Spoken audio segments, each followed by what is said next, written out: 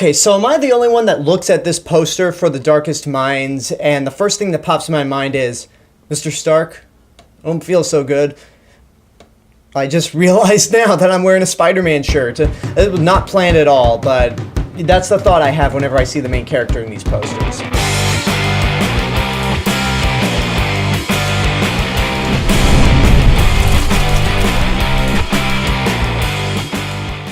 The Darkest Minds is the latest and late entry in the young adult genre of movies, and this one focuses on a world where there's this weird disease that happens, but basically it strikes a bunch of children, wipes out most of them, but those that do survive gain superpowers. Whether it's the ability to move things or the ability to control people, they've acquired all these weird powers, and all the adults in the world want to put them in concentration camps, label them by designations, like whether they're super dangerous or just not worth the trouble at all. But there's a small seed of rebellion growing as the kids start to rise up. So there's something going on where they plan to overthrow the adults and basically save the future.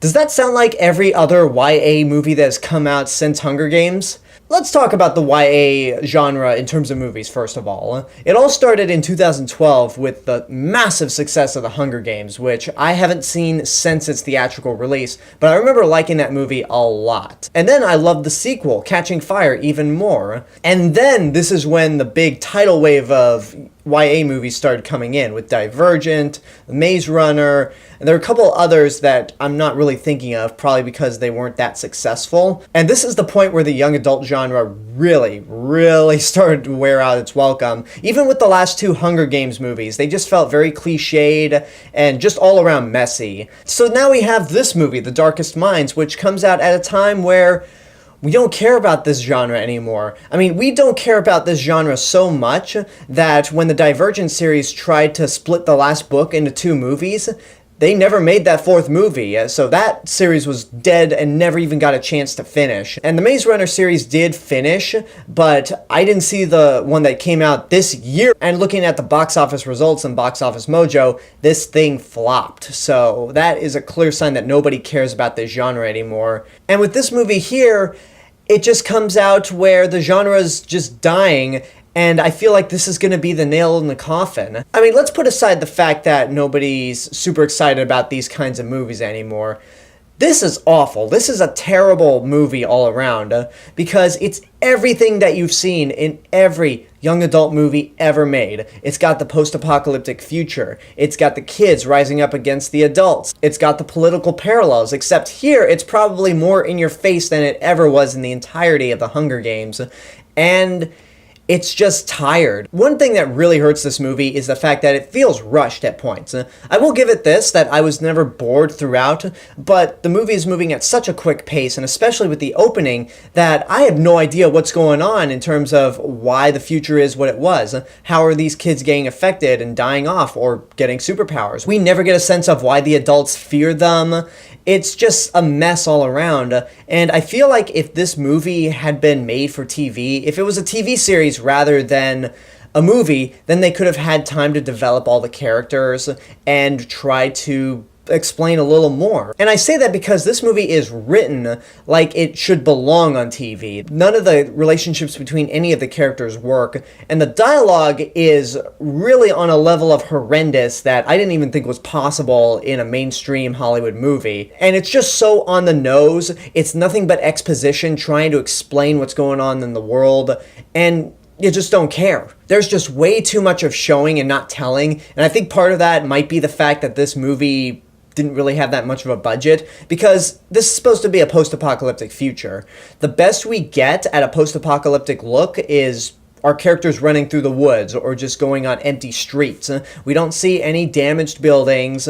Mandy Moore's in this movie, and she basically tells the main character that the economy is just gone, but we never get to see that. There's one part in the movie where we enter a suburban neighborhood, and it looks pretty fine to me. Doesn't look like anything is wrong, doesn't look like anyone's struggling. So it's just a very poor movie that Why did it go to the theaters? And to give you another example of how horrible the dialogue is, when our main character is brought into a lab to basically get her rank, whether she's not a threat or is a threat, the scientist goes, "Oh, we categorize all the children by colors, like blue, green, orange, red. Orange and red are considered the most dangerous ones, but it's rare that we ever get them, so you have nothing to worry about."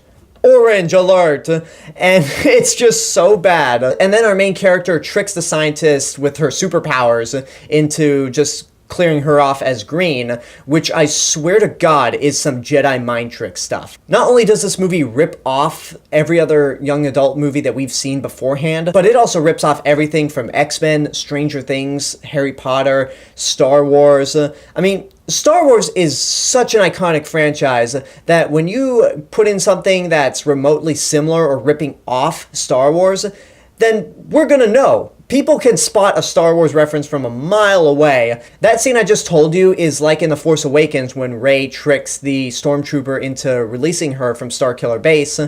And there's another scene in this movie that I swear is like in A New Hope when we first get our exposure to the Jedi mind trick. And I said that there's a lot of elements that remind you of X-Men, mainly because of all these kids with special abilities, or Stranger Things based on the fact that they're all kids and some of them are being experimented in these labs.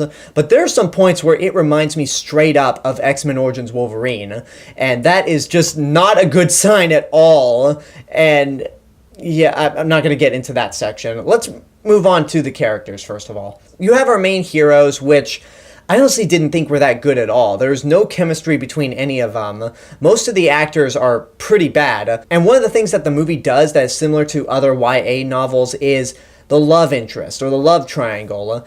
The main love interest for our main character is just such a block of wood. He's so uncharismatic, and his powers are pretty much Jedi powers, where he can pull things with his hands.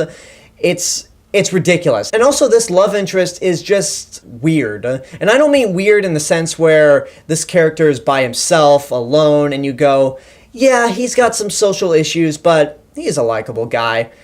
No, this is weird in the sense that he's the guy who's standing on the corner of the room, looking at you, not saying a word, and you want to do nothing but call the police. Now let's actually talk about the main character, who's played by Amandla Stenberg, who most people would recognize as Rue from the first Hunger Games movie, and she's the only actor in this movie that actually seems to be trying. She's not given any good material to work with, and if there's really one character in this movie that I wanted to like, it would be her, because, I mean, I just like following the main characters. I also mentioned that you had Mandy Moore in the movie, and she starts out pretty good at first, but then she disappears through the rest of the movie, and when she comes back, it seems like she just gave up and doesn't even try. I guess the next season of This Is Us was starting to film and she just wanted to get this over with.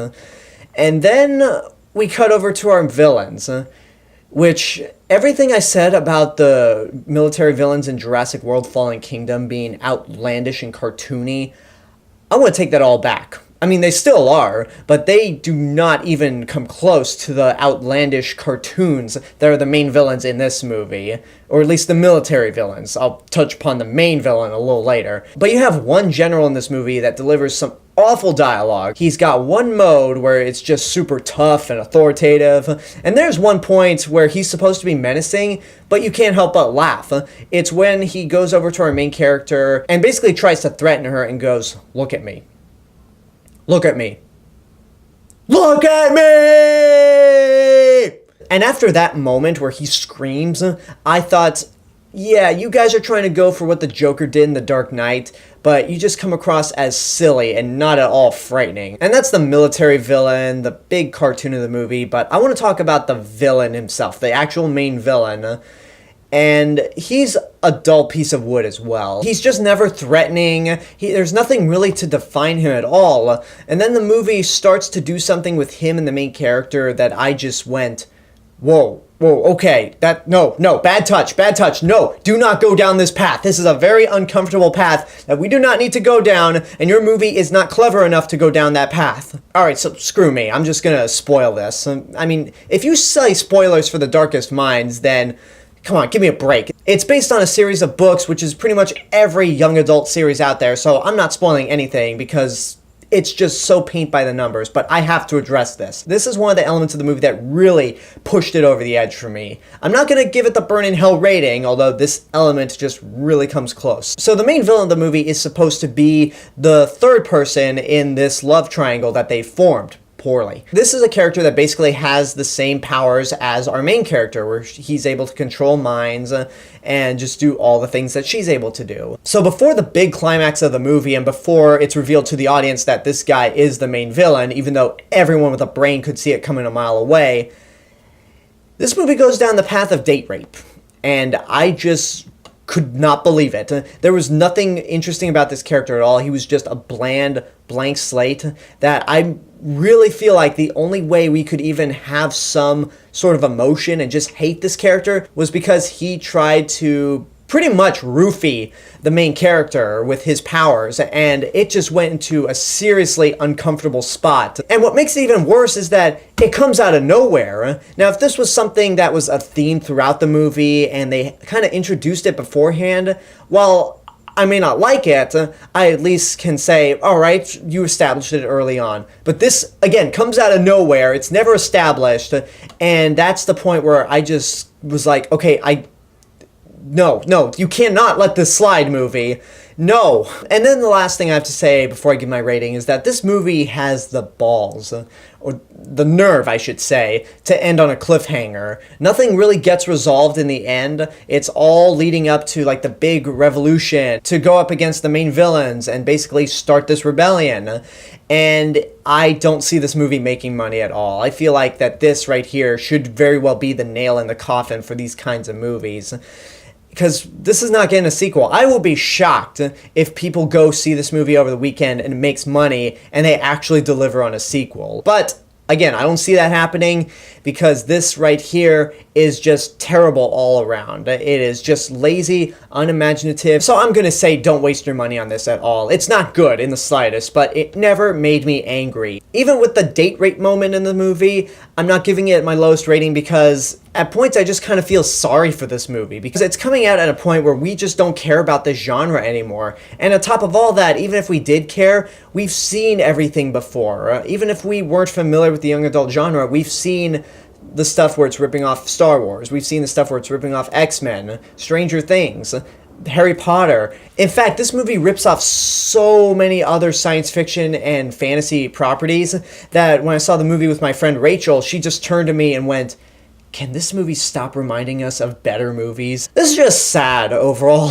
I almost feel bad for this movie. The last thing that I'll say is that the main actress in this movie, as I said, is known for playing Rue in the Hunger Games, so it'll be super ironic if she's in the movie that kicked off the young adult genre, and she's the lead in a movie that killed the young adult genre. So, yeah, I don't see any more young adult movies coming out after this. And that's my review for The Darkest Minds. Now I want to hear what you guys have to say. Did you see the movie? What did you think of it if you have seen it? Do you care about the young adult genre? What are some of your favorite young adult properties, whether it's a book or movie? Let me know in the comments down below. And until next time, I hope you enjoyed this review. Don't forget to subscribe to the channel, give this video a like, and of course leave a comment. Don't forget to support my Patreon page, follow me on social media. And until next time, this is the real Mr. Robinson telling you there's only one.